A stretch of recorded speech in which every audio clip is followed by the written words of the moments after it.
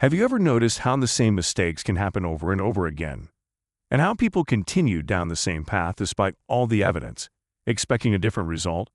Today we're going to talk about why the Dukes of Sussex seem to be stuck in this crazy cycle.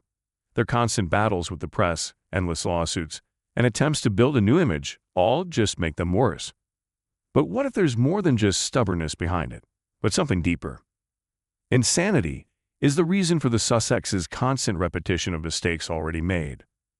The Sussexes' algorithm of actions somehow leads them to the wrong result, frankly, to a bad result.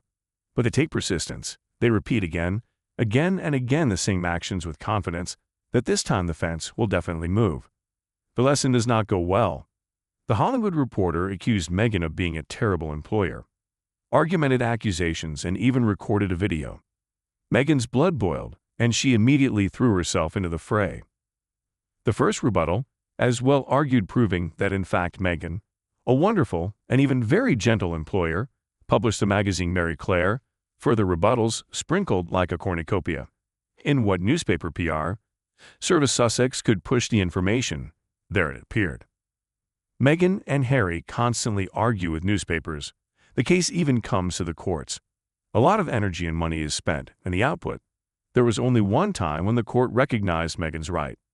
This proves that arguing with newspapers is a costly endeavor. If the court decision even obliges a newspaper to publish a retraction, it will do it in small print on the last page. Readers won't notice it, and they'll still have it in their heads that Meghan is a bad employer. It's pointless to argue, but Meghan does it. Do you think Meghan and Harry can finally admit their mistakes? Or is that already beyond the realm of possibility? This is a trait of hers we noticed a long time ago, and we're not the only ones. Public relations expert Mark Borkowski has also noticed that the Dukes make the same mistakes all the time, and so often that it's like insanity. Mark believes that on their own, without leadership, the Sussexes are failing in their role, and they urgently need to hire a member of staff to lead them.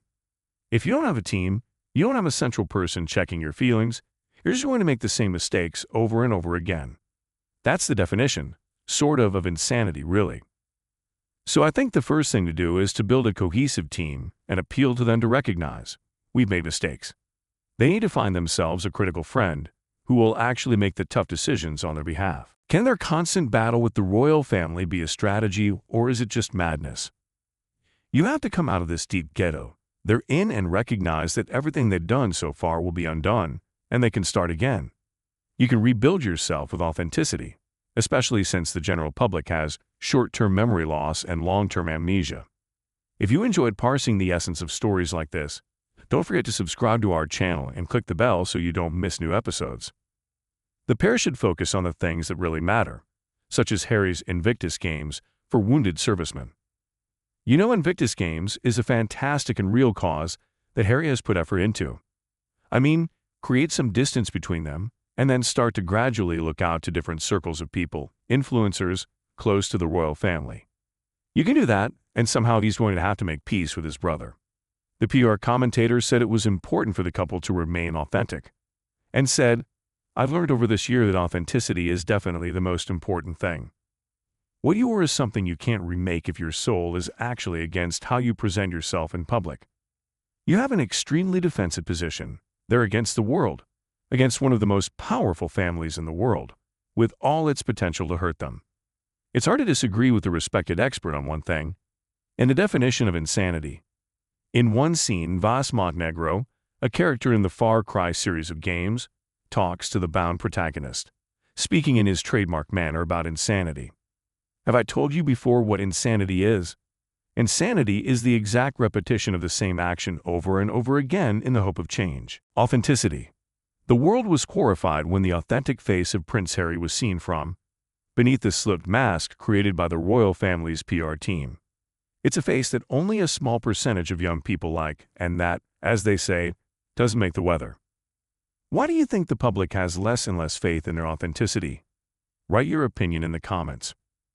Grown-up people hope that the 40-year-old prince has already gone through a hormonal rampage and will finally be able to tame his authenticity and apologize for everything he has said and done, especially since it is impossible in principle to make up with his brother, and at the same time keep his authenticity.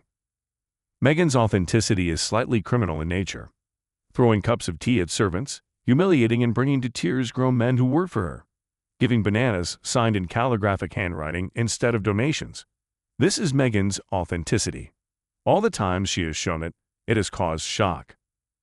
Dukes can't admit their mistakes on principle, because princes don't make mistakes, and if they do, it's other princes, and Meghan always gets what she wants. What mistakes are we talking about admitting? Finding a critical friend? Are mutually exclusive. A friend in Meghan's eyes cannot be critical. If he is so, it's a hater, not a friend.